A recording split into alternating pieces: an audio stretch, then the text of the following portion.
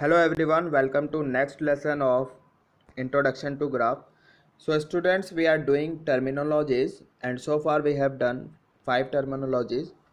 So let's move ahead. अभी तक हमने 5 terminologies कर ली है. So now terminology number 6, that is boundedness. क्या मतलब है उसका? Look, ये तो एक फॉर्मल डेफिनेशन है, इसको तो छोड़ो आप तो यहाँ से एग्जाम्पल से समझो. ये ग्राफ दिख रहा है आपको? ठीक है. अगर हमें कोई एक ऐसा नंबर मिल जाए, ठीक है, ग्राफ के ऊपर वाई एक्सिस के ऊपर जो ग्राफ के ऊपर लाई करता हो, ठीक है, यानी कि लाइक दिस, जैसे ये एक लाइन हो गई, हॉरिजॉन्टल लाइन हमने ड्रॉ करी ग्राफ के ऊपर, कहीं भी ले लो, ये तो कितनी भी ऊपर हो सकती है, ठीक है, तो कहीं भी हो सकती है.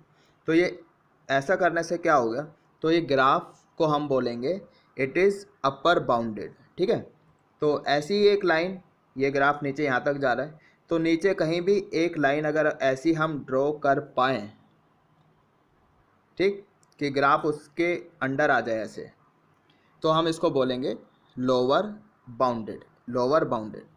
तो ये वाला जो ग्राफ है ये अपर बाउंडेड भी है एंड ये लोअर बाउंडेड भी है.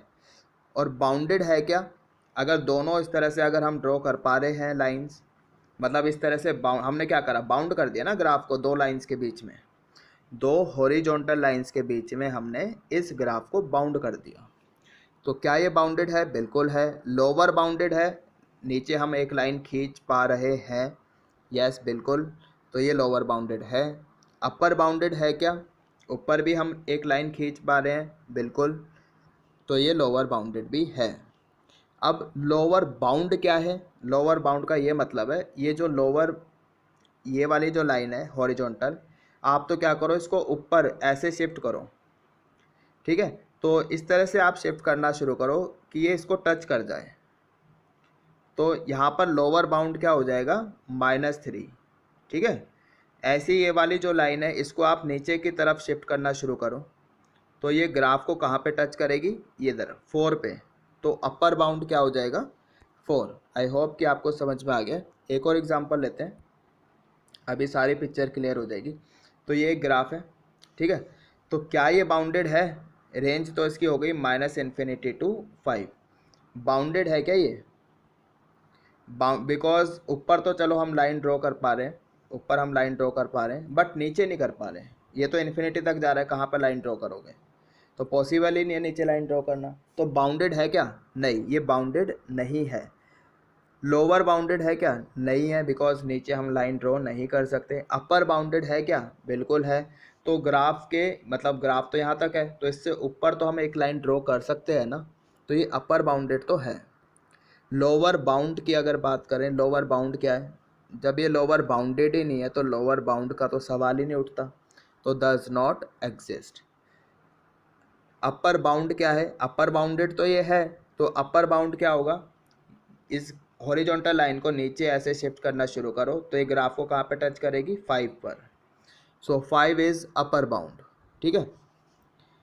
ऐसे बोलते हैं 5 is upper bound and taken by the function, इस तरह से बोलना चाहिए. अब एक और एग्जांपल देखते हैं. अब ये क्या है, 5 के साथ ओपन है, रेंज ऑफ कोर्स -∞ टू 5, 5 के साथ ओपन. बाउंडेड है क्या? बिल्कुल नहीं है, बिकॉज हम नीचे कोई लाइन ड्रॉ नहीं कर सकते, ये तो इन्फिनिटी तक जा रहा है, ठीक है, ये ग्राफ इन्फिनिटी तक जा रहा है, इसलिए लोअर बाउंडेड, यहाँ से नीचे हम कोई लाइन ड्रॉ नहीं कर सकते, और ये ग्राफ यहीं तक है बस. तो इसके ऊपर तो हम लाइन ड्रॉ कर सकते हैं ना, तो ये अपर बाउंडेड तो है. अगर आपसे पूछा जाए बाउंडेड है क्या, then no, this is not bounded. Lower bounded है क्या, then no, this is not lower bounded, because ये इन्फिनिटी तक जा रहा है.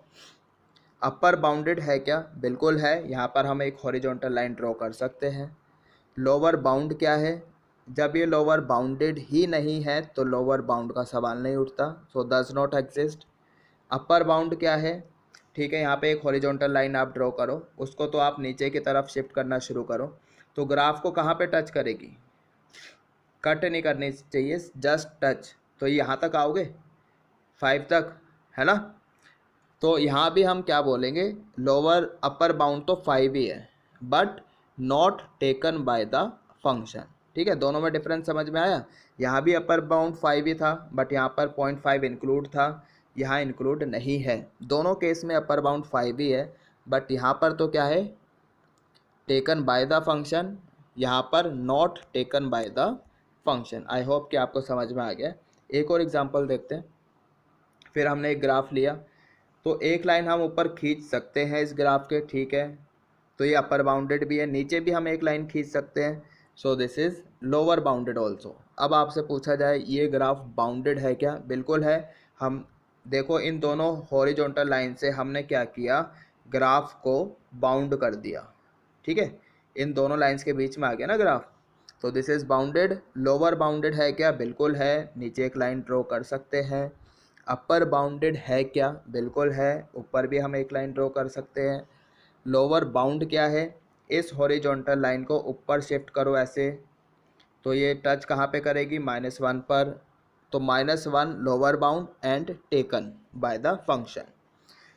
अपर बाउंड क्या होगा? अपर बाउंड इस लाइन को, हॉरिजॉन्टल लाइन को नीचे शिफ्ट करना शुरू करो, तो ये ग्राफ को कहाँ टच करेगी? 3 पर।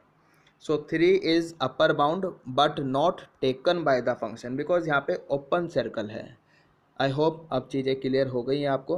Now last terminology is periodicity. Periodicity क्या होता है? This is minimum repeating length, minimum repeating length, ठीक। तो कुछ लेंथ के बाद ग्राफ क्या करेगा? अपने आप को रिपीट करेगा, ठीक है, बस उसी को हम पीरियड बोलते हैं। लुक अभी चीज़ें क्लियर हो जाएंगी। हमने क्या करा, एक एग्जांपल लिया, ठीक है, ये ग्राफ देख रहे हैं आप इस तरह से, तो 0 2 4 6, 0 से लेके 2 ये वाला इंटरवल ले लो, तो रिपीट तो कर रहा है, तो 2 के इंटरवल पे ग्राफ रिपीट कर रहा है ना। तो अगर आप बोलोगे ये वाला ले लें 0 से 4, तभी इसके बाद भी तो ये रिपीट कर रहा है, बिल्कुल कर रहा है, 0 से 4 भी कर रहा है। फिर 0 से 6 तक का ले लो, ये भी कर रहा है ना। पर हमने क्या बोला? Minimum repeating length. तो मिनिमम रिपीटिंग लेंथ तो ये है 0 से लेके 2 तक। फिर आप बोलोगे यहाँ तक सब, चलो ये 1 है मिडल वाला, इसके बाद थोड़ा ग्राफ रिपीट करेगा, है ना, ये तो ऐसा है। सो मिनिमम रिपीटिंग लेंथ इस वाले केस में क्या है? This 0 to 2। So period is 2। I hope आपको समझ में आ गया। ऐसा नहीं है कि ग्राफ 2 के बाद ही रिपीट हो रहा है, ये तो 4 के बाद भी रिपीट होगा, 4 लेंथ पर, 6 लेंथ पर भी रिपीट हो जाएगा, बट हमने क्या बोला? Minimum repeating length, that is period. एक और एग्जांपल लिया लाइक दिस, ये आप देख रहे हो स्क्रीन पर, तो 0 से 1 ये वाला जो ग्राफ है, तो ये ही ग्राफ क्या कर रहा है? अपने आप को रिपीट कर रहा है 1 के इंटरवल पर, है ना, सेम ग्राफ चल रहा है, तो यहाँ पर पीरियड कितना हो जाएगा? 1। एक और एग्जांपल लेते हैं। फिर ये ग्राफ देख रहे हो आप, अब क्या ये पीरियोडिक है? यहाँ पे तो चलो पीरियड 1 था, यहाँ पर नहीं, ये ग्राफ रिपीट थोड़ी ना हो रहा है। लुक यहाँ पे तो शेप अलग हो रही है, यहाँ पर ये हिल्स बढ़ रही हैं ऊपर, है ना, तो एक जैसा ग्राफ नहीं है, ये रिपीट नहीं हो रहा है। So this is not periodic, ये वाला ग्राफ तो रिपीट नहीं हो रहा है, therefore not periodic. This is periodic with period 2, this is also periodic with period 1, this is not periodic. So I hope you are enjoying study। तो इतनी ही थी बस टर्मिनोलॉजीज। अपने नेक्स्ट लेसन में हम लोग क्या करेंगे? ग्राफ्स स्टडी करेंगे, ठीक है। तो ग्राफ्स कौन कौन से करने हैं हमें, हम ऑलरेडी आपको बता चुके हैं। फर्स्ट लेसन में सारा ओवरव्यू दिया था आपको, कितने टाइप्स के फंक्शन हैं, कौन कौन से फंक्शन है, वो एक चार्ट बनाया था लेसन 1 में हमने, है ना। तो वही सारे फंक्शन हमको अब स्टडी करने हैं अपने नेक्स्ट लेसन में, नेक्स्ट लेसन ऑनवर्ड्स। एक लेसन में तो नहीं हो पाएंगे सारे, ठीक है। सो बहुत ही इंटरेस्टिंग कोर्स है, बहुत मज़ा आने वाला है। ग्राफ्स को पढ़ना मुझे तो बहुत अच्छा लगता है, एंड आई एम श्योर कि आपको भी अब अच्छा लगने लगेगा। Hope you are enjoying study।